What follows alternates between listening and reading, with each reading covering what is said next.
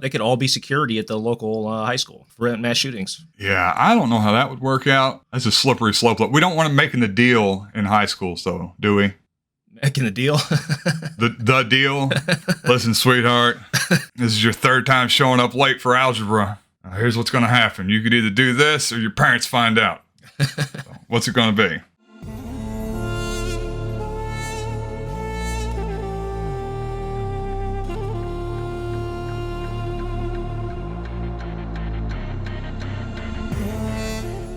I've always loved dogs. Puppies can be a bit much to deal with, but like a good old dog, those are the best.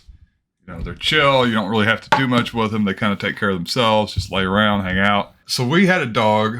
My wife and I, ex-wife and I had one, and she took it with her. So anyways, I've been kind of like going back and forth in my head about whether I should get another one yet. And it's like, I really like not having to worry about that shit. Like, I like being able to go somewhere, just stay the night. I don't have to worry, you know, if I want to go on vacation, I can just go on vacation. I don't have to arrange shit. I don't have to worry about my furniture. You know, I just got a new couch last year. Don't have to worry about my furniture getting messed up. Don't have to worry about sweeping up pet hair and dander and all the dirt and crap and ticks and shit that they bring inside. You know, I had Zeus for a lot of years. You know, he's like a short-haired dog, and even later on, like he wasn't getting out in and out a whole lot, but he was still just so dirty all the time. And I noticed, like, every time I'd sweep up, you know, I had wood floors in the house up there. Every time I'd sweep up, it's just like a bunch of dog hair. They fucking stink. It's disgusting. They stink. Is companionship really worth all that? I don't like their companionship. I hate them. We got her when she was like 6 weeks old or something, or less than that. Oh, yeah. So that's like a puppy. Yeah. With very sharp teeth and a lot of energy in a small house with two humans, two small humans, two children, another dog, which I can't wait till he dies, because he sheds bad, dude. The Aussie Doodle doesn't shed at all. Her hair is like, it's weird fucking hair. It's not like normal dog hair. It doesn't fall out or anything. I mean, it's pretty cool, but that's a second power cord she's chewed through. I wish she'd chew through one while it's plugged in. That would end the problem. Yeah, my girlfriend, she recently got a dog up there at her place. I don't know, it's about 6 months or so or something. And yeah, it's just so fucking annoying. It's just constantly just running around, barking, wanting to jump up like I'm trying to walk to the fridge to grab something. It's just like fucking attacking me. And she's like a little teddy bear. She's cute. Yeah, they are. They're all cute. Oh, welcome to the show, Tony. Oh, welcome. Well, thank you. Ladies and gentlemen, welcome. I feel welcomed. How's your week been, man? Pretty good. I just, I finally have a door for my bedroom. I'm really excited about it. What do you need a door for? Nobody lives there but you. Yeah, that's true. But, well, one of the big reasons is because the only AC I have is the AC in this room. And so I can crank it up really high and just shut the door now. And I don't have to worry about trying to cool the entire cabin. I can just cool this room and keep it super cold in here, which is the only acceptable temperature for a room that you're sleeping in. Is super cold. Yeah. I've just gotten so into woodworking. I absolutely love it. What sort? Like the cutting and assembling? Bob Vila style? Oh yeah, the whole deal. I mean, yeah. So I made the door. That's kind of why it was so exciting for me. I went to there's an Amish sawmill. It's just a rectangle, right? It is just a rectangle, but it's a very cool looking rectangle. Is it? And there's a lot that goes into it. I have to say, the rest of your cabin looks nice as fuck, dude. I'm surprised. I mean, no offense. I am too. Everybody's surprised. But yeah, I built the door itself. You know, it's all made out of sawmill lumber. I got this really nice soft wormy maple, and then I made the latch and the handle, latching mechanism. Everything's carved out of wood. The whole deal. You made the mechanism out of wood? Yes. Huh. Yeah. It's not like a mechanism like you'd see in a normal door. It's kind of like an old fashioned pioneer style. It's like a bar on one side that you turn and it shuts like that. I don't know if that makes sense to you. But. Yeah, I know what you're saying. Yes and no, but it also there's this little like pulley, this decorative cast iron pulley that I got off of this really old barn door that goes through, so that there's on one side there's a bar that you lift and you can set it down in a little catch, and then there's a string that goes from a little piece of rope that goes up over this pulley to the other side of the door. So as you can walk, you can shut it from the other side. You just pull it up, pull the door to, let it go, and then it drops the bar on the other side. And then on the little piece that the bar slides into, I drilled into it and I made this little wooden latching mechanism so you can turn it up and then it keeps the bar from being pulled up out of that spot. To lock it. So you can lock it. Yeah. That's cool. I mean, I have no reason why to lock it. Yeah, it looks really good. Yeah, so I made it. It's maple, and then the handles and the latches and all that stuff are made out of walnut. My first fear when it comes to home ownership, Tony, I have to give you my best advice I can give you. Get yourself a nice fire extinguisher. Very important, especially in a log cabin. No, I have one. Yeah, okay. So I've got a wood burning stove in here, and all my appliances are propane. So fires are, definitely something I've thought about. I actually, I just ordered like some carbon, because my daughter, she stays in the loft up above. And I couldn't remember. All the propane fumes gather up there. Is that the idea? Yeah. So I was trying to remember. I was like, does carbon monoxide float or sink? Like, I know the heat floats. Does it take the carbon monoxide with it, or does it drop? And I was like, I probably ought to order some carbon monoxide detectors just in case. Like, that's a good idea. Yeah. Should be fine now, but I don't know. When I get the wood stove burning in the winter, I'd hate to explain to her mom why she won't wake up in the morning. We got a lot to get through today. Let's get right into it here. You know who's not having a good week? Boris Johnson, finally forced out by his party, the Tories. They're so old-fashioned over there. I don't know. Yeah.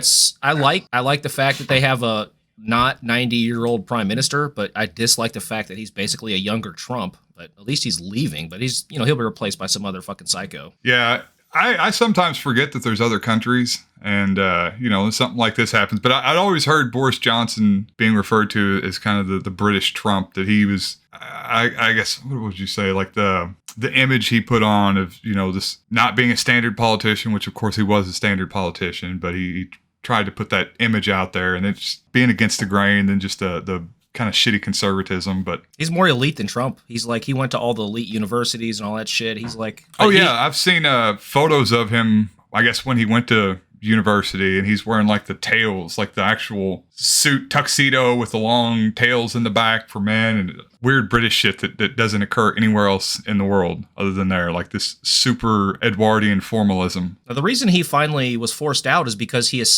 one of his ministers he assigned was a known sexual predator, and he appointed him anyway. I was just imagining, like, would Trump resign for something like that? I don't think so. I mean, Matt Gaetz is a sexual predator. They put under Trump, they put Brett Kavanaugh on the Supreme Court, and he's a sexual predator. And I mean, it seems obvious that he assaulted that what's her face in college. No, so that's what I found interesting about the whole thing. It was just kind of juxtaposing how their political system works versus how ours work. And I imagine as broken as they think that their political system is, it's miles better than ours is. I mean, he was pushed out because of essentially a mutiny in his own party. Right. Didn't have the support of his ministers, and so had to resign, because not having their support, he wouldn't be able to get any new legislation passed, whatever. And I was just like imagining if they had a Mitch McConnell over there that would just, Mitch McConnell here in the U.S., he has such a lock on the Republican Party.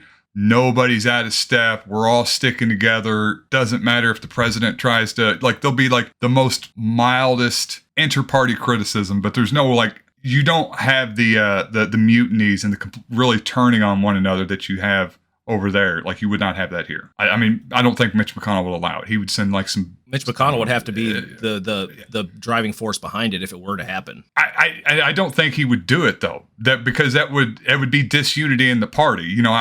It certainly wouldn't be a public thing like that. I mean, that was not for something not for what Boris Johnson did. It'd have to be something where they went against the party interests. I don't even think so. If Trump was up there talking about universal health care, then he would be drummed out by McConnell in 2 seconds. Maybe. All the dirt would actually mean something at that point if the Republicans started speaking out against Trump. But Trump could do whatever he wants, and with the support of the Republican Party, he's not going anywhere. They wouldn't. He would not do it publicly. I just don't see McConnell doing it publicly, because he wants to keep that united front, that united face of the Republican Party, and maintain that semblance of we're this united front of adults, and we got all our shit together, and public displays of disunity like that. Yeah, McConnell would deal with it behind closed doors. He'd get his Chinese wife to get like some triads over here. I have to point out the fact that children.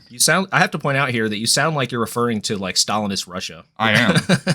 It's basically how they operate, isn't it? The Republicans. Mitch McConnell, just Mitch McConnell. Shinzo Abe, the Prime Minister of Japan. He's not current Prime Minister, but historically he's like the longest-serving Prime Minister over there. Was assassinated in dramatic fashion. Yeah, did you see the video of the assassination? No, I just saw the photos. Okay. Yeah. So this is pretty wild. He's just out there giving a speech, and it didn't seem like there was a whole lot of people out there either. Trump would be very upset if he had those kind of numbers at his rallies. And this guy just like walks up within 10 feet of him behind him. There's the gun. So I want to get your take Holy on this. shit. You're a gun guy. Yeah. It's a homemade gun here with duct tape and some wood, some sort of electronic firing mechanism. And there's two PVC pipes that shotgun shells are placed in. Yeah, those look like steel pipe, black steel pipe. Yeah, like they said PVC pipe, but it's the steel pipe, I think, that you get at the hardware store. Yeah, I wouldn't be shooting out a PVC pipe. It definitely looks like steel pipe. I think you could. I just think the fail rate would be a lot higher than I would be. Fair enough, yeah. Happy dealing with. So I hadn't actually seen the gun. I read a couple different things. One was saying it was handmade, possibly 3D printed. That is not 3D printed. That's just handmade. So he fires 2 shots. The first shot, like I say, the guy was, I don't know, maybe 10 to 20 feet, probably closer to 20 feet away from Abe. And you see this big puff of smoke, and there's a couple people look back, and Abe just keeps speaking, and then like some people screamed, and then the second shot goes off as Abe's turning around. You see him, he just like quickly ducks over, and I noticed something, either the blast or some bit of shrapnel like hit his shirt, because his shirt like flew open a little bit as he was turning. And also, so in the reports about it, they were saying that the bullet, there was no exit wound, like it was basically just shrapnel going out. It went into him and it hit his heart, but I don't think it left his heart, or if it did, it certainly didn't leave the body. It's been buckshot. But yeah, I mean, I think it's essentially what it was, but being that it's not a real gun with correct tolerances, you didn't have the correct amount of pressure built up behind it to really push those fragments out at the, velocities that a real handgun would push them out at. He must have been close to him, I imagine, right? Yeah, he was less than 20 feet, based on what I could see from the video. Yeah, he was very close. If it was a real gun, there would have been no question about it. He would have definitely been hit on the first one, I imagine. And certainly if it had the velocity or the stopping power of a shotgun shell, he would have been ripped to shreds. He wouldn't even have been walking around like he was afterwards. See, this proves that gun laws will not stop shootings, Tony. Exactly. So that's what everybody was crowing about. Imagine so. Yeah. And of course, it's important to note that, there was, I think there's like 10 gun deaths a year in Japan versus, I don't know, what is it now? Like 60, 70,000. I mean, half of those are suicides, but I think there's 2 mass shootings a week in the United States, I think. Yeah. It's not really even commented on anymore. It's getting old. A lot of people pointing out that maybe we need, that we would like to see more Japanese style shootings than the school shooters that we have here. So. Well, the only issue is Abe's a crazy right-wing fascist, but I think the people who assassinated him were even more right-wing than him. The speculation is at this point that he pissed off some other Japanese nationalist groups. I guess those guys still exist. Those pro-emperor, obviously pro-emperor, like hardcore extreme Japanese nationalists. You'd think that kind of died out, or they tried to push that out, I guess, post World War II, but I'm sure that stuff still sticks around. Well, they have a long history, I was reading about there was an author that committed seppuku on national television in the 70s, and he was like he was apparently a very well-known, celebrated, he was either an author or like a director, and he was part of some group that was like this ultra-nationalist Japanese organization, and he got mad about something. Somebody jumped up on his cutting board, and then he killed himself on national TV. Jesus. It was a Iron Chef deep cut. Shinzo Abe should have had Steven Seagal as his personal bodyguard. This would have never happened. Break your arm. What else we got here? The Sri Lankan protests have gotten pretty epic, man. This is awesome. I have been following this, but we haven't commented on it yet on the podcast, but it's pretty sick, man. The entire country has been protesting the fucking corrupt-ass government. That right now they've occupied the president and the prime minister's houses, like their personal residences. They're occupying all the government buildings. It's pretty awesome, man. That's great to see. Yeah, I seen the video of a mob of people storming I guess it was the presidential palace. Yeah, and then it was on Reddit, and then there was a bunch of people commenting down below. So you guys are happy with this, but you're upset about January 6th. What's the difference? And what's the difference? Futile. Like the problem was that they were walking into a government building. This January 6th protesters were not trying to redistribute the wealth of the fucking rich people. That's not what they were doing. Yeah, they weren't upset about, I don't know, what were they upset about? They were rising, unavailability of food and gas, and I guess the rising prices of goods and just living in general. Well, the president, or the prime minister, I think. Rajapaksa and his family are like corrupt as hell, and they basically like they were named in the Pandora Papers, if you remember that, for hiding like millions in offshore accounts and shit. And the inflation is like through the roof over there. And the government policy has been basically to his brother, I think, just got convicted in the U.S. For defrauding $330,000 out of the Sri Lankan federal government, and is convicted in a U.S. court, and that's what really sparked the latest protests. These guys are crooked as hell, man. So the policy they were doing was they were borrowing a ton of money from China and other foreign governments. They were the Sri Lankan GDP to debt ratio was over 100%. Like they had more debt than GDP, and the policy they were implementing was to cut taxes for the rich, which is like the opposite of what they should be doing. So people were like, this is bullshit, 70% inflation, the central bank is completely bankrupt, obviously. Just a total corrupt fucking regime of nepotism. I got a few photos that are pretty awesome to look at here. This was debunked. This is not the, they were initially saying that this was the president's son, but this is not his house. This is actually a hotel. So they're showing a photo of, this is the Lambo and the Hummer. If you guys have, there's a bunch of Ferraris and shit. There's the stretch limo, a Cadillac stretch limo, like the SUV one. And they just fucking torch it all, son. They burnt them all? Fuck yeah, dude. They burned the whole goddamn country down. Yeah, nobody should own a yellow car. That's so tacky, trashy. There's the stretch. There's a Hummer. Just screams, I want attention. You don't like the yellow? No. Ugh. There's no worse color for a car than yellow or orange. Good on a Lambo, man. I don't know. Nah. Go with red or silver or something like that. White, black. Good. Hopefully this spreads. What's happened with the prime minister right now? So he did resign? He's announced he's going to resign, him and the president, and they were saying it's going to be a while before they resign, and the protesters are like, no, fuck you. Get the hell out. This is like the presidential, one of their residences. They just bust into their house. People taking selfies. Good for them. Yeah, dude, this is so awesome. Look at this. There's hundreds and hundreds of people they fucked up the whole country, dude. See, Sri Lanka is a relatively new country, isn't it? It's off the coast of India. It's 20 million people. Yeah. It had a different name not that long ago, right? Hang on. I'm not really sure. See, it had something to do with, Ceylon. So it was originally... There was like hundreds of people exercising in like this gym they busted into. This is awesome. That's what I'd be doing right here. Hang on, where are we at? I love it, dude. This is anarchism right in action right here, buddy. Chilling in the gym. They're all swimming in the pool. Burning all the idols of conspicuous consumption. All the Lambos and the... Well, Americans don't realize how expensive fucking gas is everywhere else in the world. Gas in Sri Lanka is probably fucking $20 a gallon, dude. Gas in the U.S. is so cheap compared to anywhere else. Yes, it is. So officially the Democratic Socialist Republic of Sri Lanka. $5.80 a gallon right now. And Sri Lanka? Yeah, it's not too bad. I don't know. I guess comparatively, though, it's probably a bit higher, being that I don't know what their median income is there, but I imagine it's a little bit lower than the U.S. Oh, yeah. Like $1 a day or something. Probably. Work harder and you might get out of that, bucko. Stop fucking shipping all the profits of all their labor overseas and hiding it in the Cayman Islands and shit.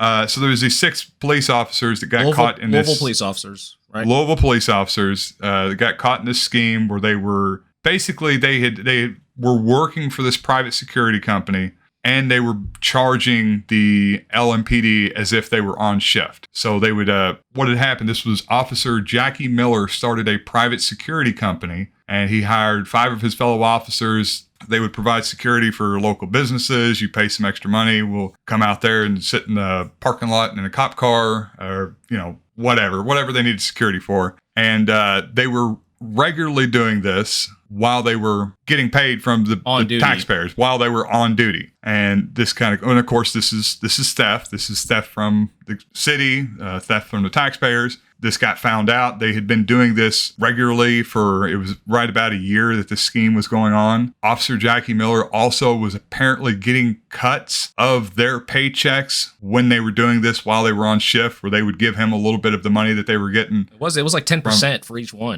one. Yeah. So anyways, the other 4 officers in this picture, they have already resolved their charges. They have all been able to keep their jobs. They got put on administrative reassignment. I think some of them had to do some community service, had to pay back some of the money. I don't know if the money was equal to what they actually took or if they're just having to make some, paltry symbolic reparations. Officer Jackie Miller, who is the ringleader of this outfit, he has lost his law enforcement license, no jail time, and he ended up having to plead guilty to theft by deception. That's a misdemeanor, isn't it? It's writing a cold check. That's what theft by deception is. Dude. This is a fraud. This is fraud. Yeah, this is felony fraud. Absolutely, because this is work for fraud. It wasn't just like, hey, I told my boss I worked a couple hours. This was an organized group of people that were knowingly defrauding tens of thousands, probably, between over a year, 6 cops over a year, probably well more than $100,000, something like that, from the taxpayers. And they were all indicted by a grand jury, so they were all facing felony charges, and somehow or another, none of them were able to stick. The strongest charge that they've been able to get to stick was essentially writing a cold check, very low-level misdemeanor. Yeah, so just a couple more of the few bad apples. We talked about the LMPD previously, talked about other police departments previously. Most of them are very, very good guys. There just happens to be a bunch of the few bad apples just that we're picking on and trying to apply that horrible label to all of them. But it was argued in all of their cases that their low sentences or lack of sentences was attributed to the great work that they did for the community in the past. I'm not sure if this is any representation of the work that they've done. It doesn't seem like they have been doing that great of work. I don't like the idea that just being I guess what you call a public servant, filling that role in society, or not filling that role in society, but getting that title necessarily means you are helping the community. Just because you're a cop, just because you're an EMT, there's all sorts of jobs that provide really important roles to the community. It's the individual that's actually doing the good for the community or not doing the good for the community. I don't think just having that title qualifies anybody for actually having done any good. But of course, this is part of the cops' excellent PR in this country, and they could just say, "Hey, I'm a cop. I do good for the good for the community," and so ignore all the bad that I do. So these cops were on the payroll. I kind of had an issue with them working for private security, because my understanding was since they were on duty, they were showing up to this other job, this private job, as representatives of the city of Lousiville. They were there in their police vehicles and their police uniforms. From what I was reading, there wasn't really an issue with this. This wasn't being talked about as something that anybody was concerned about, and I certainly would be concerned about it. I don't want a representative of the city out there on the payroll of a private business. I don't know why we should have to pay for the gas and for the wear and tear on vehicles, as they're being all the gear, all the gear, all this stuff, training, all this crap. Insurance, all that shit. Yeah, while they're out there, making money from private entities alone, regardless of whether or not they're also if they're stealing money from the metro government at the same time. Well, these seem like mostly minorities here, this group of officers, and I have a lot of white guilt, so I'm going to go ahead and defend these guys. I think they were probably doing a good thing for a couple reasons. For one, what they were doing had to have been better at what they normally do, which is like beating people up, robbing them, like shooting people, shaking people down, stealing money and drugs from people, planting drugs on people, shooting people's dogs. You know how these guys are. They're probably, what they were doing, working security for these private businesses, is probably much better than what they were normally doing. Yeah, true that. I guess they'd just be sitting out in their car watching porn, which is, harmless enough. Yeah, certainly rather than do that than going out and busting me while I try to buy an 8-ball. Jesus. If they're going to overfund police so much that they can take another job simultaneously to their current shift, then more power to them. They're not hustling money from the city, because the city's going to pay them either way. They're hustling money from these private businesses, so fuck them. I think overall, this is a positive, I think. We need to get all these cops second jobs, working drive-thrus, washing cars, shining boots. That'd give them some character, at least. I never really thought about it like that. Yep. Yeah. Put them to work. Yeah, get them all. Just get a real let job. Them draw their check. Let them draw their check from the city and make them a Walmart guard at the same time. Yep. That's Walmart requires them to show up. So they're just sitting in there yelling at 16-year-olds for shoplifting, which fair enough. They could all be security at the local high school to prevent mass shootings. Yeah, I don't know how that would work out, but it's maybe worth trying. And arresting teenagers for fighting. Yeah. That's a slippery slope. We don't want to making the deal in high school, so do we? Making the deal? the deal from the, yeah. That's what they do. They rape all the fucking high school girls. Listen, sweetheart. Got a This is deal your for third ya. time. This is your third time showing up late for algebra. Here's what's going to happen. You could either do this or your parents find out. So, what's it going to be? Doing you a favor here, honey. I'm doing you a favor. I'm looking after you, sweetheart. So the Highland Park shooter, we have some more information on him. He surrendered to the police after successfully escaping. He dressed up as a woman to escape. They didn't catch him right away, but unfortunately for him, he left the assault rifle on the roof of the building he was shooting from, and it was in his name. They traced it to him immediately and arrested him, but he surrendered, gave up peacefully. They didn't beat the shit out of him like they did Lance Stores. This is the guy from Eastern Kentucky who surrendered after killing. He killed 2 officers and killed a police dog, and he mortally wounded a 3rd officer who died at the hospital. Okay, yeah. But he surrendered, and they beat the shit out of him. Did they make the right choice surrendering? Because they're both going to get life, if not the death penalty. I don't know what the laws are in Kentucky. Okay, so it says here on Google, they do have the death penalty, but it's not very common to be used, and they have not executed a death row inmate since 2008. Huh. Okay. So. But if anybody's going to get it, this guy's going to get it. Oh yeah. Yeah, I don't know. So, death by cop or life in prison or death penalty? That's a good question. I guess just leave the death penalty aside for now. Life in prison or death by cop? How would you want to go out, man? I don't know. I mean, I see advantages and disadvantages to both. Yeah, it's a tough call. Death by cop. You know, you're gonna. Oh, you're gonna be like a James Dean figure. You know, this badass that went out on his own terms. John Dillinger, Butch Cassidy and the Sundance Kid. There's a lot more romanticism, you know, especially if the cop killing was for a political purpose. You know, that's the way to get your face on a t-shirt. You have to go out death by cop. On the other hand, life in prison, as we learned about a few weeks ago, gives you plenty of time to write your manifesto. And you get to put all your ideas out to the public so that whatever your ideology is, it gets advanced. So I guess it really comes down to what do you care about more? Do you care about the movement or do you care about your own personal glorification? And certainly with me, I'm all about self-glorifying. So, I mean, that just kind of really leaves me with death by cop. I mean, that's unfortunately the way I'd have to go. But I think it all, for somebody that had real principles and morals, I think life in prison would be the way to go, and then spend that time writing and advancing your ideology. You can read when you're in there. You don't have a great access to a great library, but you do have access to some books. As long as your behavior is decent, you're going to be okay in there, I guess. It just depends on the crime, really. Like if you're a high-profile prisoner like Ted Kaczynski, you're going to get letters from lots of people. You're going to have some sort of contact. You might have visitors from time to time. You know, he's probably doing okay in there, I guess. If you're If you're like, what's his face here, Lance Stores, who had basically kidnapped his own wife and was raping her. Yeah, that's not the best way. Not going to get your face on a t-shirt for that, buddy. Sorry. No, that's not a very good ideology to try and uphold from the inside. Plus, the guards are not going to like him very much either because he killed fucking 3 cops. Oh, he's going to be miserable for the rest of his life. They're going to be fucking with him and abusing him and pepper spraying through the beanhole. Motherfuckers. Put your asshole to the food slot, buddy. It's that time.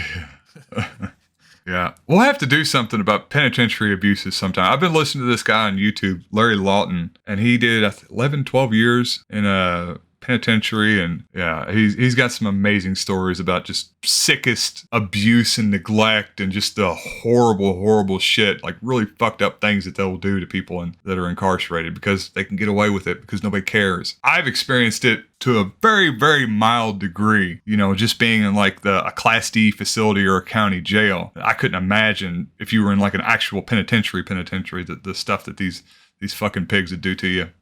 Jordan Revlett. Is that really him?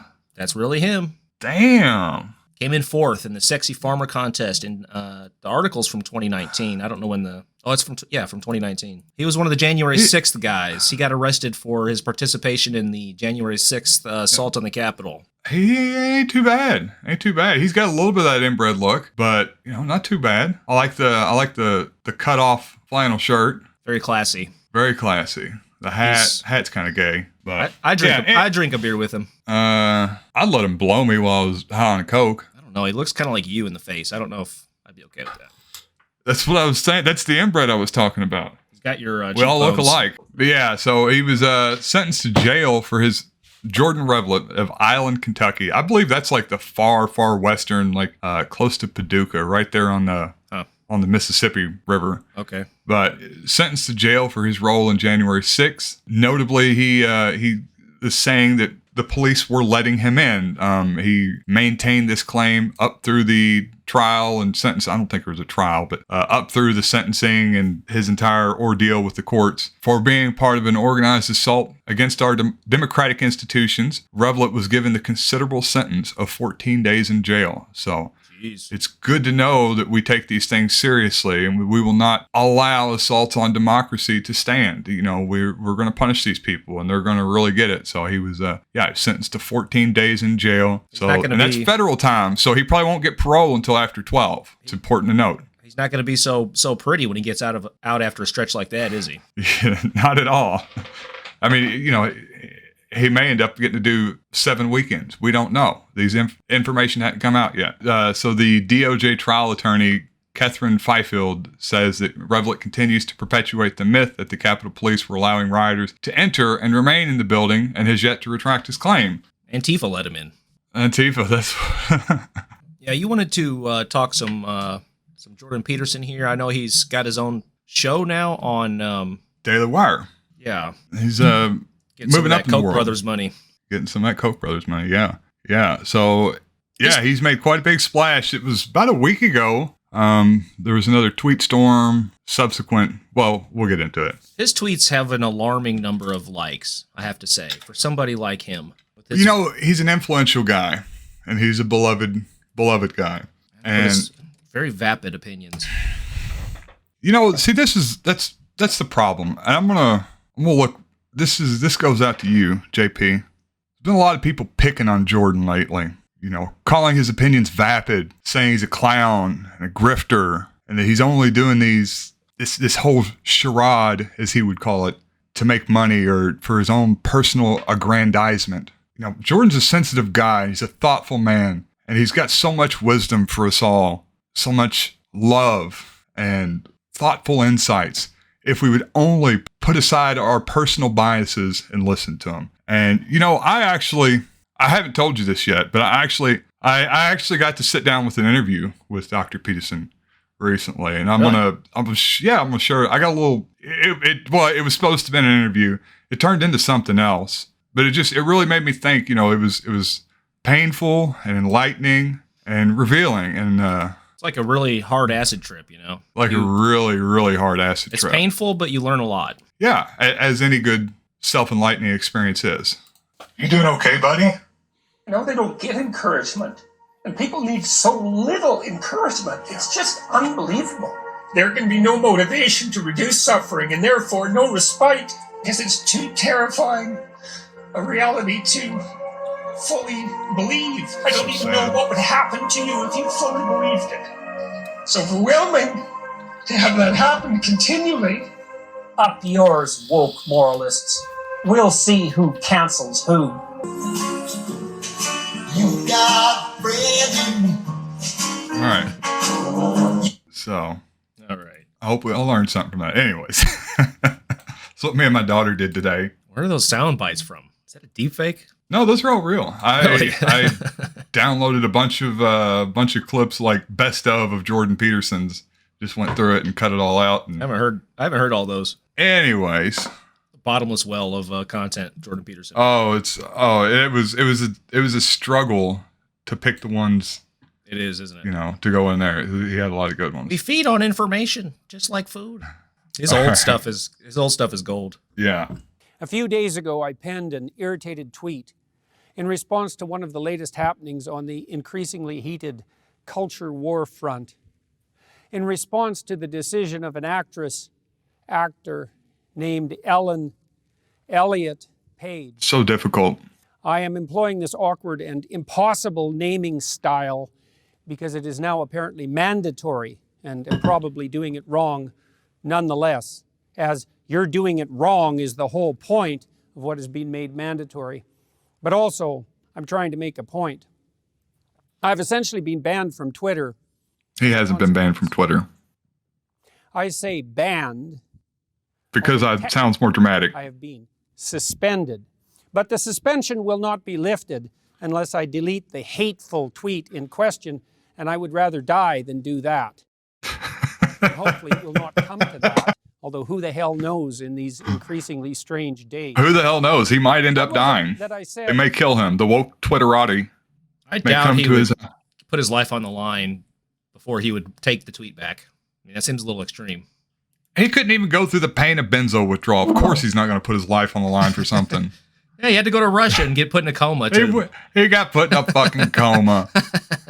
He wasn't even taking a crazy amount. It was like a therapeutic amount, maybe like a milligram a day, 2 tops. Chill out. Anyways, It's tough for like a rich fucking entitled asshole who wears a suit like this. By the way, anybody who wears this suit should be thrown in a metal drum and set on fire by homeless people. But I think first off, we just need to appreciate the insanity of this whole thing. So he's been on this rip lately of just attacking people on Twitter. Yeah. And then people come at him and be like, hey man, that's not really cool. You shouldn't say stuff like that. And he freaks out, calls everyone authoritarians, and then he releases a 15-minute video where he just sits there wearing a suit, smug as hell, and explains how he's with an inch of makeup, and explains how he's being persecuted for his beliefs.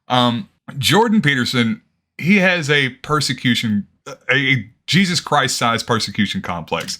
You know, it's a recurring thing in conservative politics. You know, these guys, they want to make themselves out to be constantly attacked for their beliefs, and they're, you know, this lone righteous man standing up against a torrent of woke authoritarianism. Right. And I don't know. So yeah, he goes through he plays this little game with the impossible naming style where he can't.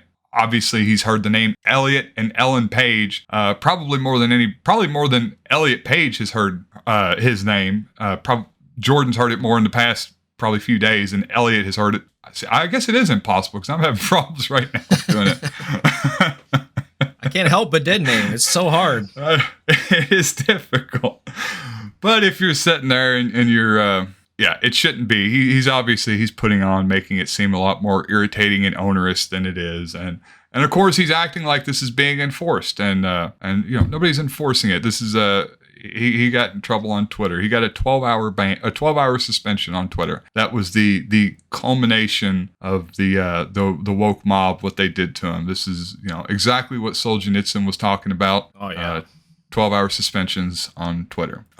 This is why they killed Aristotle, right? This is exactly why they killed Aristotle. Same thing. We have him here again, you know, just crying about how Twitter is just this woke authoritarian hellhole, and it's just corrupting everyone that uses this platform. And I sit here as someone that doesn't use Twitter, wondering why. Well, I think I know why, but wondering what his justification is for continuing to use this product when it causes him so much pain. And, you know, I've certainly been down the road of addiction before. And so it seems like to me, where you're doing something that you can't stop, even though you know it would be better just to stop doing it, you know, that's addiction. But, you know, I wonder if he gets like hundreds of thousands of likes on these posts where he just like, I wonder if he's appealing or giving validation to like white nationalists and shit who get kicked off of Twitter for like saying the N-word or something. They have this figure they can rally behind. Yeah, I mean, that's what he is. He's this popular figure, maybe a Christ figure. You know, or he fills the role in the great transcendental story of the Christ figure, James. Haven't you heard? Maybe, is it all the Fox News, like old people who like this shit? I don't know. It boggles me. remember when pride was a sin and Ellen Page just had her breasts removed by a criminal physician? Then a link to a story that detailed out the happenings. The response from Twitter, quote, violating our rules against hateful conduct. You may not promote violence against, threaten, or harass other people on the basis of race, ethnicity, national origin, sexual orientation, gender, gender identity, religious affiliation, age, disability, or serious disease. By clicking delete, you acknowledge that your tweet violated the Twitter rules. Delete. If you think we've made a mistake, submit an appeal to us. Please note that should you do so, your account will remain locked while we review your appeal. Let's take this apart. First, it is clearly the case that I did not promote violence against or threaten anyone with my missive. So that leaves the argument. I wanna write a missive. Of harass. Let's assume, since I wasn't informed, that that was the crime. He was And definitely further, informed. harassment on the basis of so-called gender identity, since Twitter did not do me the favor of actually specifying my crime, and there are many possibilities on that front. It's not a crime, Of course, you have Jordan. to guess at why this It's is a violation of TOS. That's actually a big problem in and of itself, and also indicative of the utter carelessness of the Twitter organization with regard to the propriety of its own censorial actions. I should at least know exactly what I did wrong if I am required to acknowledge that my tweet violated the Twitter rules. What rules, you sons of bitches? Oh, he said the thing. Precisely. Yes, It was like never gets old. I know. I've been watching it. I've been showing this to everybody, and it felt better to hear him say that than it did to hear Kenobi say "hello there" at the end of the series. I was like, oh, he's gonna say. I haven't finished it yet. Okay, he says "hello there," which is if you're on the Obi-Wan subreddit, is like the big thing that everybody gets excited about. Anyways. What rules, you sons of bitches? The Twitter so good. rules. The rules, they're right there. Read them. Yeah, so I don't know. He's this little game where he's pretending that he doesn't understand. This is the whole thing, right? Like this is how these guys get attention. They go out there and then they violate the rules. They understand what the rules are, and the rule in this instance, like he brought up, is that he was using hateful or offensive language towards a protected class of people, according to Twitter, and according to their terms of service, he got a temporary suspension. And then he's pretending like it's something else, or pretending like they're being vague. And this goes into his whole ideology, his spiel about the what you would even call it.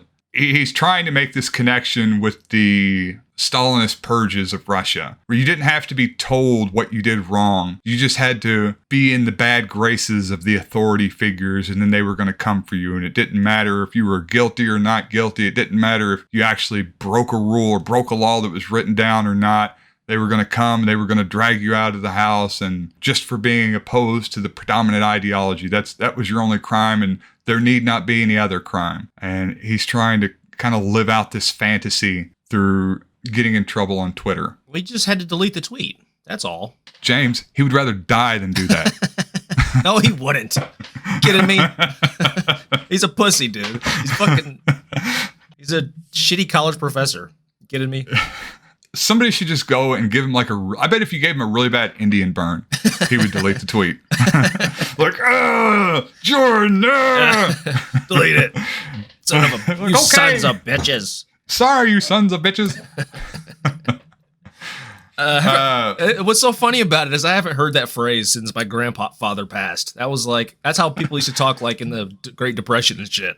You sons of bitches. Turn a phrase I haven't heard in a long time. Yeah. But he didn't just dead name Elliot Page. He also called the physician a criminal physician, which is inciting violence towards a fucking doctor. That's some Nazi shit, dude. Yeah, and so this is exactly what happened with Bill O'Reilly and Dr. Tiller. I don't know if I'm sure you remember that. So you've mentioned Bill O'Reilly to me. Okay, yeah. Bill O'Reilly would come out week after week and refer to this abortion doctor that was providing third trimester abortions as Tiller the baby killer. And oddly enough, for some strange reason, one of Bill O'Reilly's fans went and I think they killed him or they at least shot him. I forget what it was. So the question comes, well, what responsibility does, Bill O'Reilly was certainly at least tangentially inciting violence. In Peterson's case, he's referring to them as criminals. And he went on to elaborate in that particular point. He says, well, are they criminal? Well, maybe it's not actually a crime, but the Nazi doctors that performed experiments on Jews in the concentration camps, were they criminals? Well, no, that what they were doing wasn't against the law. And I don't think I think that makes it quite a bit worse to compare a doctor providing a service to a consenting, informed adult to Dr. Mengele, the angel of death. Well, this is what conservatives do, man. They scapegoat they've fabricated this progressive culture that they can use as a scapegoat. Basically, it's not gay people anymore. It's transgenders. There's the fucking was it Idaho? They passed a law to ban trans athletes, and it only affected one person in the entire fucking state. And you had like Republican congressmen giving speeches on the floor of the state house about this crisis of like the LGBTQ culture, like taking over their kids and grooming kids and shit. It's just Nazi shit, dude. That's all it is. What an excellent use of tax dollars to exclude literally one person in your state. There's nothing productive these legislators could be doing. Yeah. Well, I'm sure they raised a lot of money on that issue, though. Yeah. So Peterson, again, with his classic words matter. And of course, when he says words matter, what he means is I'm going to play language games with people and use two different words in different senses and pretend that they're different in some points and pretend like different things are the same in other contexts. Just, you know, I like talking about biblical issues. He brings up the word pride, and he says, remember when pride was a sin? Of course, in that context, he's talking about he's conflating two things. He's conflating biblical pride and pride in the LGBTQ sense. It's implicating gay people are sinful. Yeah, yeah. That us being accepting and being celebratory of LGBT pride is in essence the same as being sinful, as being contrary to the foundational rules upon which Western civilization has built itself. And of course, anybody that's familiar with the word in either sense knows that, you know, this is they're two very different senses that the word is being used. So, you know, in the biblical sense, pride means self-devotion, self-justification, and self-glorifying and contempt of God. You know, being full of yourself, caring about your stuff more than your, you know, I care more about my fancy ass donkey than I do my relationship with the Creator. Whereas pride in the LGBT sense is not being ashamed of your sexuality, not being ashamed of your, you know, your orientation, who you are, and you know, just not, I guess, hiding who you are from society, which, you know, was the case. I mean, that's what pride was. It's a reaction to gay people for a long time having to hide themselves and having to hide their sexuality from society at large because it was so contrary, antithetical to how we thought people should act, how we thought people should be. People don't remember, like, young people don't even know, but like in the 80s and early 90s, dude, trans people were just beat the shit out of, killed. Like they weren't even considered fucking humans, dude. They were just completely abused by society. They were on the streets. They were fucked up. They were just, the murder rate was like quadruple what the murder rate was for normal people. It was fucked up, man. Yeah, I mean, you know, when I was a kid, I mean, that was kind of like the most aberrant behavior that you could have, is to be, I didn't even think they were real for a long time. Yeah. That's the God's honest truth. I remember a friend of mine, he brought over a porn mag when I was like 14, brought it over to the house, and it had they were called TVTs. And he was like, yeah, it's like chicks, but they got dicks. I was like, no, that's not real, Sam. Well, Sam, that's not real, Sam. This Spoilers. Is like, yeah. Bust them out, why don't you? And and I'm like looking through it, and I didn't believe it. I was like, this is not real. Or like, this is something like 3 people did in Thailand. And it was so foreign. The whole concept of somebody being trans was just incredibly foreign to me. And I imagine it was to a lot of people. So, you know, it's, I forget what we were going on, but I guess it makes them, because of the very recent foreignness of trans people to most people, you know, myself included, it makes them a very easy target for attack, you know, because it's easier. I guess it's easiest to attack something that's not relatable to the general population. The people that you're trying to appeal to, you try to find something as foreign to them as possible. And that's what you're going to make out to be the boogeyman and the cause of all societal ills. So yeah, Elon Musk, this is Newsweek. Elon Musk slams Jordan Peterson Twitter suspension. Going way too far. What do you mean going too far? What the fuck? What do you mean too far? Making him delete the hateful tweet? Yes. Where's the, okay, yeah. So in response to someone asking, Musk replied that, yeah, they're going way too far in squashing dissenting opinions. What opinion? He wasn't expressing an opinion. Well, so that's the interesting part. He's really not expressing an opinion. I mean, that sentence doesn't even make sense. They didn't go far. Maybe they couldn't go less far, for one. Peterson has already been warned multiple times about violating TOS. He has a verifiable, I guess, a proven track record of harassing public figures. But yeah, it seemed like it was very mild what they did to him. Going after overweight people should have killed him. That should have been the end of his career, because that's like the majority of Americans. You'd think that most people would turn on him by now. Well, in the same way that most Americans don't view themselves as poor, we also don't view ourselves as fat. That's a valid point. We're all rich billionaires. or we soon will be, so we can make fun of the poor fatties. Elon was one of the many right-wingers that kind of got drug into this debate, and he kept getting brought up. There's a couple other people I'm going to bring up, Dave Rubin and Ben Shapiro. They were all appealing to Elon. I'm not sure why. He's their daddy. I mean, well, they were appealing to him as the Lord of Twitter. I don't know. He's backing out of the deal anyways. So I don't know. I guess really the point is that he'll respond to these right-wing culture war points, that he'll have something to say in response to them.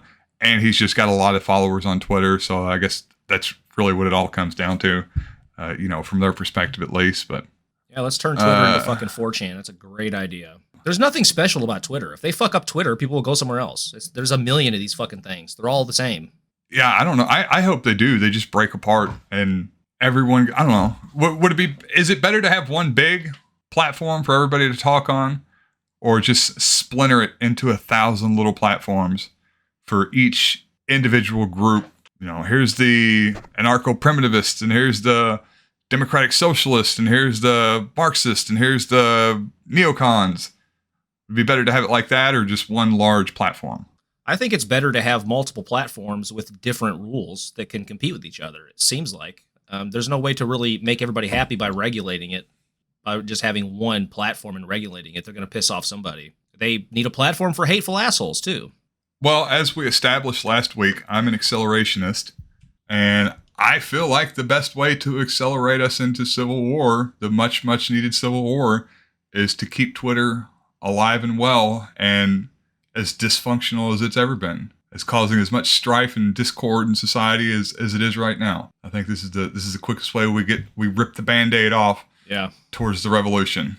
Dave Rubin, he's the basically the modern day Kissinger, the modern day Milton Friedman, this bastion of Robert Nozick, conservative thought on the right. Yeah. This was last week, wasn't it? Didn't he get banned last? Oh, is this after Peterson got banned? Well, yeah, we'll just go ahead. He'll explain it. National origin, sexual orientation, gender identity, religious affiliation, age, disability, or serious disease. Now, that doesn't sound like something that Dave Rubin would do. I poke fun at people, I make fun of people, but I certainly don't instigate violence or really go after people for their immutable characteristics. So what is it that I tweeted? I must have done something so horrific and so out of character that would have brought upon this just damning condemnation of what I am and what I do. What was my tweet? The tweet was, the insanity continues at Twitter. Jordan Peterson has been suspended for this tweet about Ellen Page.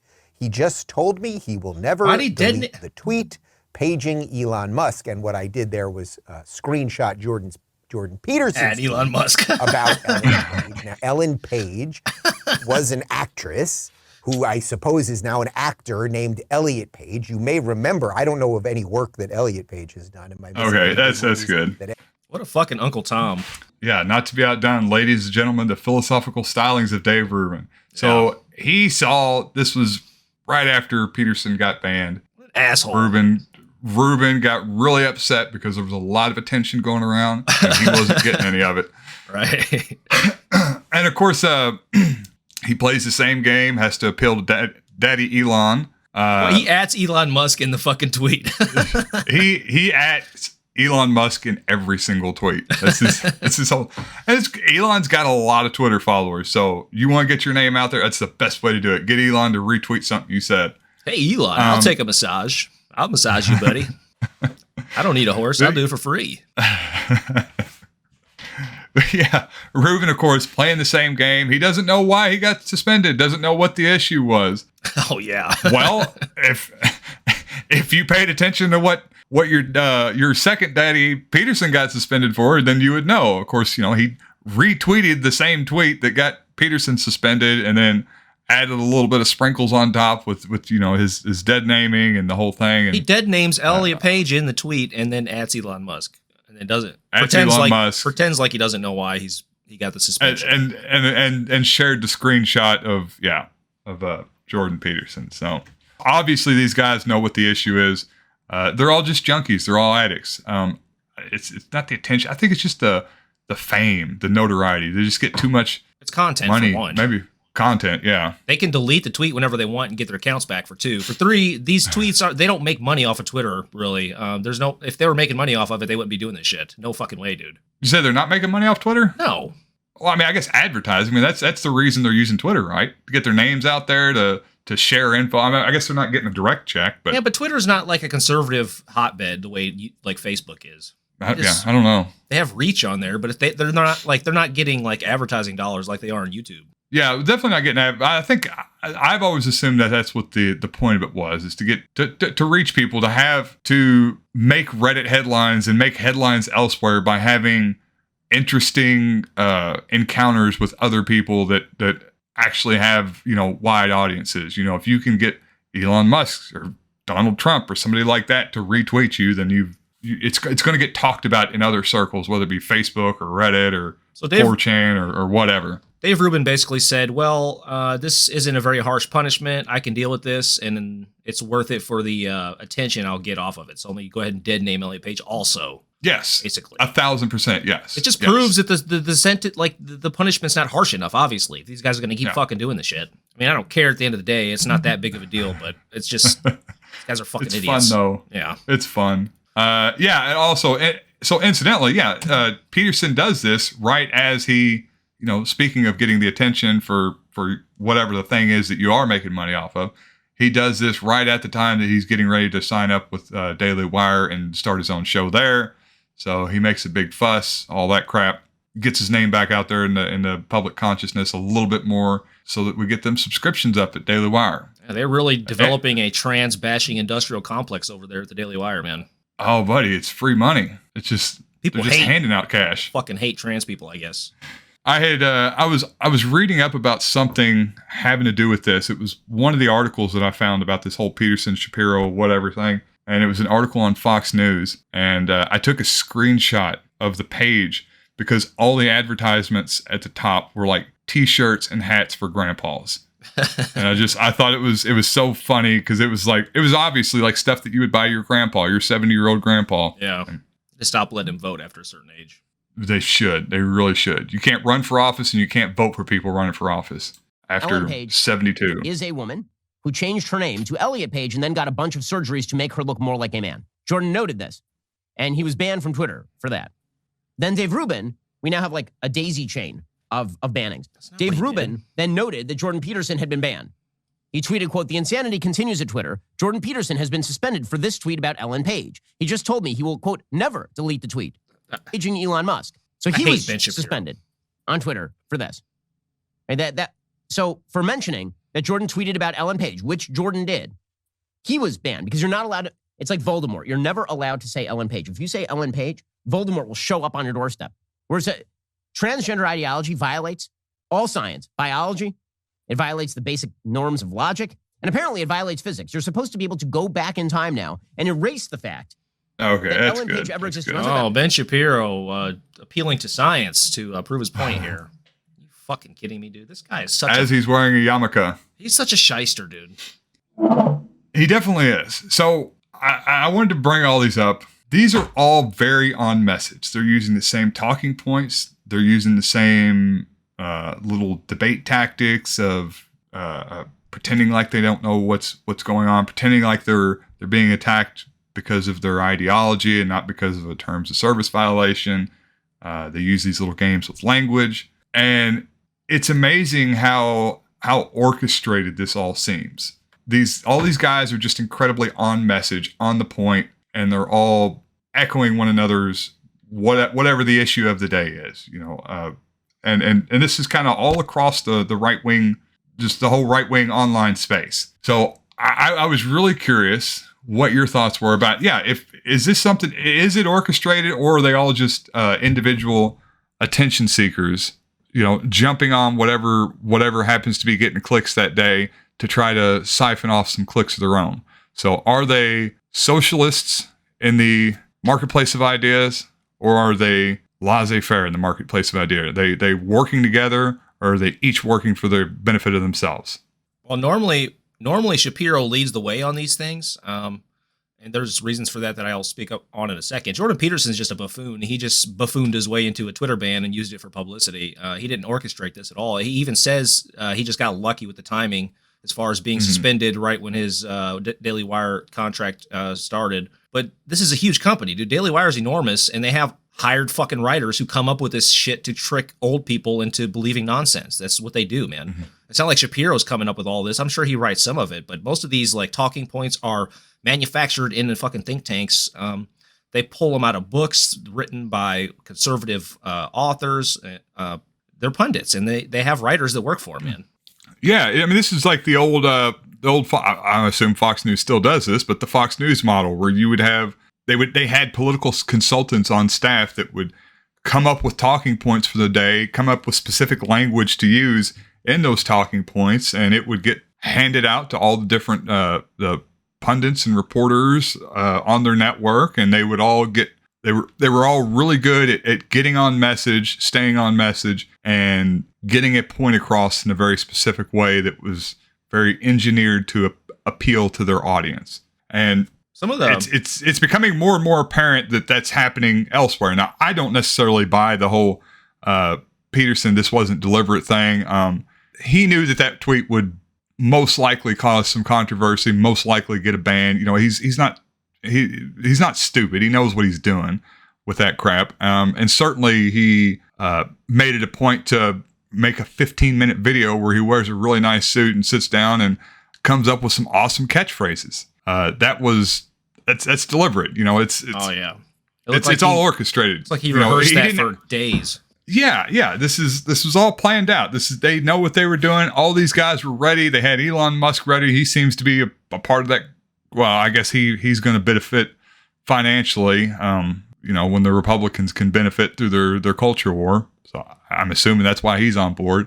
The right just seems to be really on message. They seem to be really, really well orchestrated, really, really well on point. Funded, and really well funded. Really well funded. And they're certainly not talking cross purposes. They have a particular thing. Yeah.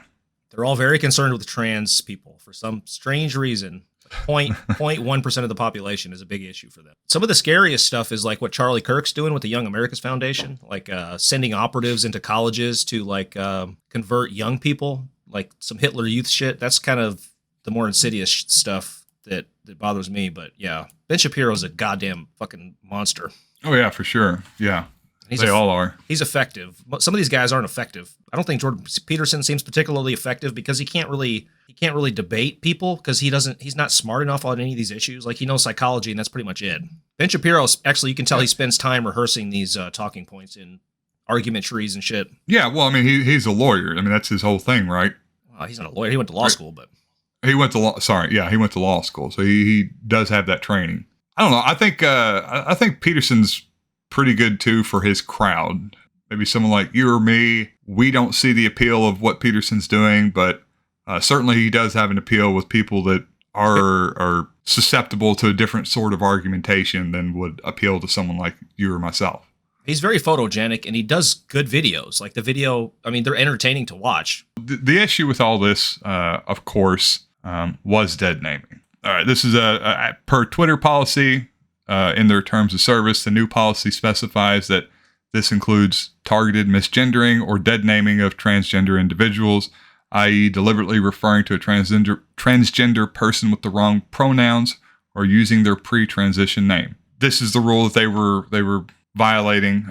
They know that this is the rule that they were violating, and this is why they got very temporary suspensions. Yeah, I don't know. I kind of wanted to give my thoughts on deadnaming. I feel like this is a bit of the Streisand effect thing. The idea of deadnaming, I'm definitely going to be called a bigot for this, but the idea of deadnaming to me was just made into a much bigger deal than it should have been. In instances like the ones above, this was obviously intended to be harassing. So I get the suspensions. In general, I think the community kind of did themselves a disservice by making the rules around dead naming so onerous. People change their names all the time, often with the same fervency and seriousness as transitioning people. And I was reminded there was this kid in middle school I went to class with, and he had one of those big headgear braces setups. And he used to go out of his way to tell people not to make fun of him because of it. Now, as a result of this, a lot of people wouldn't, but all the bullies caught on to that as the thing to go after him for. Seemed like he probably got a lot more a strife for that particular issue and a lot more attention by the bullies that were looking for somebody to pick on than if he'd have just, chilled about it in the first place and, let a little bit more roll off his back. But so you think that the fact that trans people act butthurt if you call them by their old name is causing more attention being brought to the dead naming issue? I don't know if it's trans people in general or the Twitter trans warriors or the advocates, the trans warriors and the trans advocates on Twitter that will put this up as the most egregious of attacks that anyone could perform on another person. There was quite a bit, having read through all the replies in response to these comments. There was a lot of people that seemed to take it a little bit overboard in how they were characterizing the seriousness of this. And I think stuff like that leads to people pushing back harder. Well, the difference is the intent, right? It's not like Jordan Peterson accidentally called Elliot Page Ellen Page. He did it intentionally to just be an asshole, basically. I mean, sure. Yeah. You accidentally use the N-word. It's not as bad as using the N-word. Yeah, sure. Intent matters. And in Peterson's case, he was doing it in a harassing way. And I don't know it wasn't really harassment, but it was just being an asshole. I don't think Elliot Page cares. I don't think it hurt his feelings. Well, you definitely know that he's going to have a lot of... if he mentions a name, he's got a big following, and whatever name he mentions is going to get a lot of attention. He's got a lot of assholes and bullies that follow him, and they're going to go after that person. And I think he's aware of that. He's aware that if he says, Ellen Page and criminal physician, that people are going to go to Elliot Page's page and start making comments, start attacking. Since that's the case, is this like an Antifa situation where the woke warriors are actually doing a positive thing by defending the trans community, who is a very small minority in this country, from these sort of bullies? Is there some sort of, is it justifiable to be a woke warrior? Well, some of it is justifiable, but defense of the person, I don't know. I guess, it's almost situational on where you draw the line. Defending a person, I've got nothing wrong with that. Likening, dead naming somebody to, physical assault, or likening Jordan Peterson. This is stuff I've read in replies. Likening no laws against dead naming to Jim Crow. That's just a little far and it's a little silly, and it just provides fuel to the flame of transphobia. Well, trans activists bring this stuff up because of the high suicide rate. That's why they consider anti-trans propaganda to be violence, because it's causing more deaths potentially from suicide. Yeah. Go ahead. My question for you, I guess, is say you're Elon Musk, you buy Twitter. Should dead naming? I'm not going to equate it to violence. I don't think it's violence. I think it's more like using the N-word. I think it's just offensive. Trans people feel like it's offensive, so therefore it's offensive. Would you, if you were the CEO and principal owner of Twitter, would you have dead naming as one of these suspendable acts? Yeah, I think I would probably keep the Twitter. I think the terms of service are pretty good. The way my understanding of them, the way they have them set up, I think they work pretty well. I don't think they're that bad, honestly. No, it's because there seems to be a lot of leeway. If I got on there, which I completely forgot about who this actress was up until recently, but if I got on there and I said, hey, remember that movie? Remember that chick Ellen Page that was in Juno? Not knowing about the whole transition thing. She was pretty hot. She was. Yeah. Yeah. Damn shame. Does that make me gay? Am I gay now?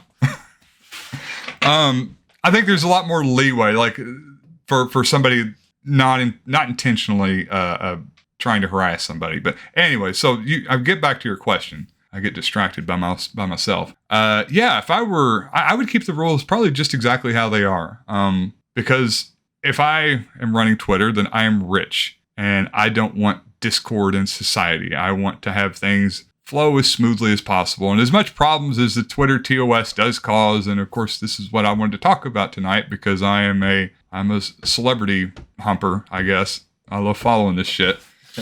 But it does seem to be the best way to keep the discord at a minimum. And and if I own Twitter, I've got a lot of money, and I don't want people like me out there in the streets with guns trying to accelerate the accelerationism. Right.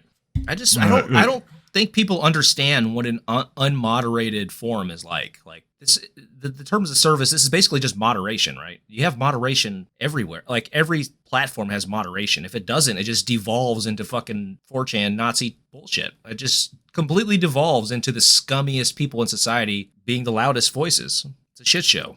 Yeah. So my girlfriend was asking me about this, and that's essentially what I told her. I asked her if she'd ever heard of 4chan, and she hadn't. And I was like, well, this is 4chan, and this is just what happens. Nobody made this. This is humans. Like this. Nobody started it and was like, hey, we're gonna make a place where we can just share and say the most vile shit imaginable. Like people got on there and they found out they could say it. And then everybody that didn't want to listen to that crap constantly just left. And then that's what you get. Oh, I can say the N-word? With. Oh, shit. All right. So I know you're an accelerationist now, Tony. You might not have long to wait, buddy, because this is the hottest year on record. As you may be aware, there's a deadly heat wave in Europe right now. There was a new study released in Nature Communications showing how Western Europe is a heat wave hotspot right now. Actually worse than the Western United States, worse than India. Pretty unusual for Western Europe. This is related to the way the jet streams are behaving in this high-pressure area off of the western coast, northwest coast of Africa, sort of affecting weather patterns in Europe unexpectedly. It's the Africans. Well, it's this. That's the issue. It's a specific high-pressure system that's larger than normal, and it has been for the last few years. That the Africans have sent towards Europe. This is exactly what the Great Replacement theorists have been talking about, James. I just want you to recognize that. This is salt on the rest of the world from Africa against the Western European races. Anyways, sorry, go ahead. In Portugal, in June, 96% of the southern European country of Portugal was classified as being in either an extreme or severe drought. Wildfires killed 100 people in Portugal in 2017. They have wildfires this year. Shit. Nobody's died this year so far, but it's pretty insane this year again. Here's a quote from Sky News about Spain. In Spain, temperatures were forecast to climb to 42 Celsius. This is 107 Fahrenheit over the weekend in some areas along the border with Portugal. Spain's June rainfall was about half the 30-year average, and the country's reservoirs are on average at 45% capacity according to government data. Pretty epic. Italy has also suffered a prolonged heat wave already this summer, enduring its worst drought in 70 years, and has raised fears for crop harvests. Crops are fucked in Italy. Crops are fucked in Spain, fucked in Portugal. The Po River in Italy is Italy's longest river. It supplies 30% of agriculture in Italy. Before and after of the Po River, here is 2020. Here's 2021. I don't know if you can see this. It's kind of hard to see right here. The Po River in Italy, 2021, and here's 2022. Oh, wow. There's a lot less water. Yes, significantly indeed. Less water. Half the amount of water, it looks like. In India and Pakistan, the weather data on these two countries are usually bundled together here. So the heat wave this year, it's always bad, but it's been really ramping up in the region. They don't have a lot of air conditioning there. Their power is stressed. There's blackouts and shit. The heat wave this year has already caused 90 deaths across India and Pakistan and triggered an extreme glacial lake outburst flood in northern Pakistan and forest fires in India. Temperatures soared above 110 degrees this year. Some areas as high as 115.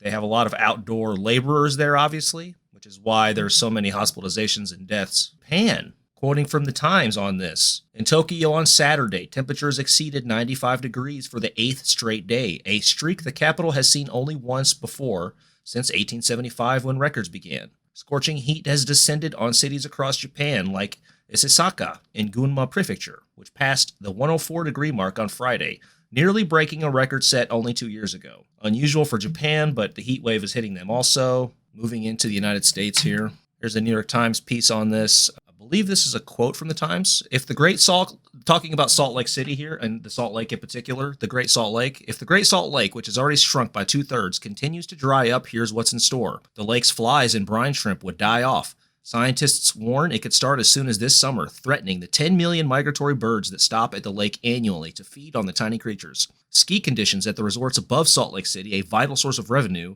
would deteriorate. The lucrative extraction of magnesium and other minerals from the lake could stop. Most alarming, the air surrounding Salt Lake City would occasionally turn poisonous. The lake bed contains high levels of arsenic, and as more of it becomes exposed, windstorms carry that arsenic into the lungs of nearby residents, who make up three-quarters of Utah's population. Here's photos of the Salt Lake. 1987 compared to 2021, the Salt Lake is drying up completely, which is why there's a big Times article on this. Pretty insane. Dude. Jesus. This whole part here is just completely dried up, like you can see. And there's just, oh my God. This is like a mile of like, it's in a mile from where it should be. They have other photos of it. Yeah, here's this crazy drone photo they have somewhere. Yeah, you can see, it's hard to see from this, but this is all dried up here, and they're just walking. It's like a mile. This is just lack of rainfall? High heat, lack of rainfall, yep. Colorado River. The Colorado supplies most of the Southwest with water. In 1944, a treaty was signed with the fascist Mexican PRI, which held power for 70 years in Mexico, which allowed construction of the Los Morales Dam on the U.S.-Mexico border. The Los Morales Dam, if you're unaware, completely blocks off all water to Mexico. Because fuck them. We allow a small trickle for that province to water their crops, but we allow them no drinking water from the Colorado. The lower basin of the Colorado, because they divide it into two areas. I believe the upper is above the Hoover Dam and the lower is below. But the lower basin supplies California, Arizona, and Nevada. They cut last year 10% the amount of water they allow the states to extract from this river. They cut by 10% last year. And after those cuts, more cuts will be needed for 2023. There are two main basins, reservoirs on the Colorado that are in extreme danger. Here's Lake Powell from 1999 to 2021. You can see, so this is Lake Powell, 99 to 2021. One of the reservoirs where the residents of these states, like California, get their water supplies. So the lake itself is almost completely dried up. The river that feeds it has some water in it, but yeah, Lake Powell's almost dried up, and they have to cut. It's horrifying. Here's Lake Mead, the other water reservoir that's used. Yeah, to, this is. I had read about this one. I'm seeing these photos. The upper portion is like almost completely dried up at this point. Well, this is good. This is just the good last. To own land. Sorry, go ahead. This is just the last. This is from 2000 to 2021. This is not that long of a difference here. Pretty insane, dude. Well, it's good to own land in an area that has abundant natural aquifers. True fact, but the only issue with that is these aquifers take thousands of years to fill up. This was featured on Oliver. I'm going to play a clip of that here about this issue. Ground, but importantly, some of these aquifers took thousands, if not millions, of years to fill. So if we pump them dry, they're not coming back anytime soon. But that's not always reflected in our policies. Take Arizona, for instance. In 80% of the state, there are no laws protecting how much water is taken from the ground. And when you have no limits, it is unsurprisingly a free-for-all. Over the past 5 years, farmlands have increased by almost a third in Arizona. The number of wells has risen from 43 to 123 in Wilcox alone. All they have to do is buy the land to have access to as much free water as they want. In this area, there's no rules. So your client can pump as much water as they could drill a well every 10 foot all around this place, no limit. Yeah, that's not great, is it? So the entire southwest of the United States is becoming desertified, and places like Arizona and Utah, the population is rising as well. There's just not enough regulation on the water. This could be handled much better, and the federal government has the authority to step in and regulate the states when it comes to their water usage. For now, who knows what the Supreme Court is going to decide on these issues, though. Kind of terrifying to think about. That's a lot of pissed off people dying of thirst, potentially. A lot of crop loss, too, is also a big issue that could affect the food supply in a big way, dude. Any small disturbance in the food supply. You're thinking about this completely the wrong way, James. Think about how much money could be made when water is incredibly scarce. Think about all the businesses that we could set up to sell and transport and bottle and we can put sustainable on our product label and sell it for a mint. Imagine all the money. This is the free market, free enterprise will solve this. It might just cost a little bit more. And here's the thing. You're a communist and you think that we should all just be entitled to water. That somehow because we live here in this country and that we should have access to the resources of the areas that we live in. I say we privatize this because if nobody owns it, then everybody's going to exploit it. But if a certain individual or entity owns it, then, they're going to be responsible with it because they're going to want to continue making money off of it as long as possible. So I see this as an absolute win.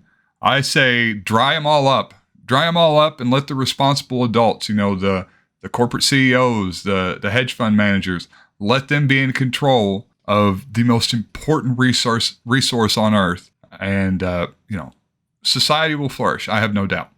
As will the wallets of all the octogenarian Congress people. Maybe that's why Elon Musk backed out of the Twitter deal so he could buy the Colorado River. Smart guy. How long is it going to be till that happens? Bill Gates has been buying farmland. Now he just starts buying lakes.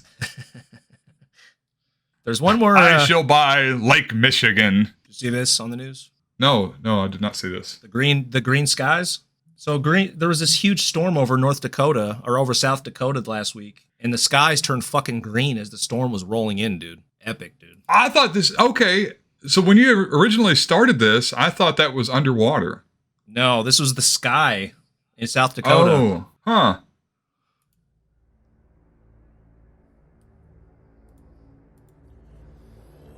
From that moment on, there's not a thing he could do to change his circumstance and his situation. There is no salvation in hell. Look at that tornado, dude. There's no Savior in hell. There's no Bible in hell.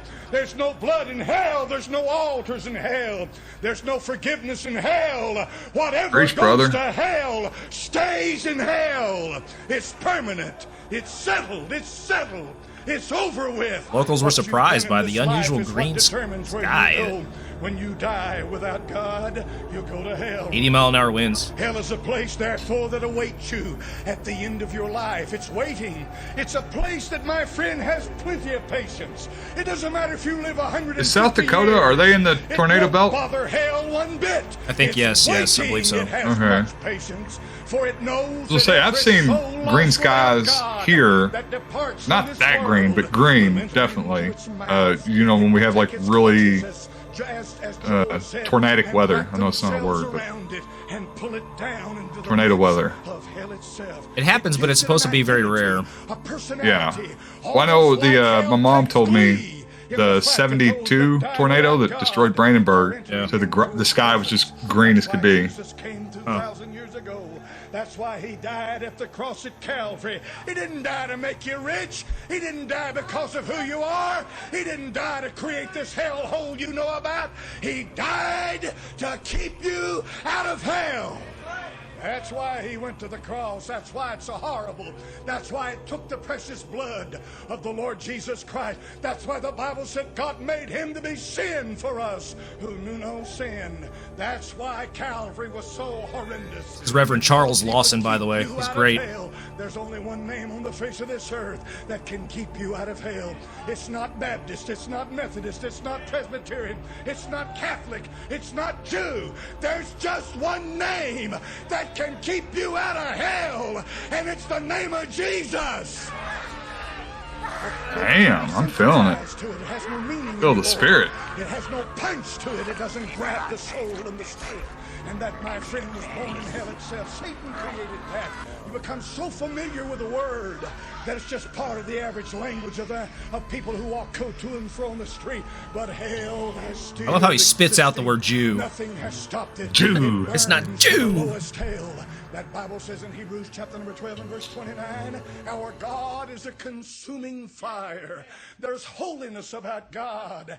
If you could go into the presence of God unsaved, he would literally annihilate you. You'd rather be in hell in a heartbeat than to come before a holy God. Okay. All right. Damn, I was going to say, that's some really good editing on that. Not bad, huh? Not bad, not bad. I enjoy it. I like to entertain myself sometime. That's Reverend Charles Lawson. He's awesome. I haven't went through his, certainly is. I haven't went through his whole library, but that's all I got, man. Next week, you're going to be off? I'll be out of town. Yeah, we'll do something. I don't know what yet, but I wanted to talk to you about that. But yeah, I'm going to be in Florida this weekend, getting some sun. Awesome. Probably too much Have sun. It's fun. probably be hot as fuck down there. Yeah, it's probably going to be miserable. I wouldn't go. Just stay home. Probably going to storm. Stay home. Just tell your family to go and stay home and play Rome 2. I haven't completely installed it yet. I need to finish installing it. I do want to play it. All right, man. I'll talk to you later. Peace. We'll talk at you later. Have a good one.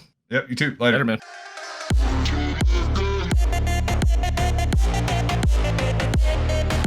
And if you've read the book of Revelation, you are fully aware that Babylon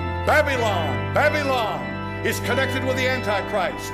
Babylon is connected with the end time. It's connected with the coming of the Lord Jesus. Babylon is connected with the curse on this earth. So we must be aware there is something going on that is preparing this earth for the coming of the Antichrist. Now, there are those who understand physics. There are those who are well-read in science. There are those who have PhDs that can break down everything that's going on in CERN, Switzerland. I can't do that, folks, but I can read what they say.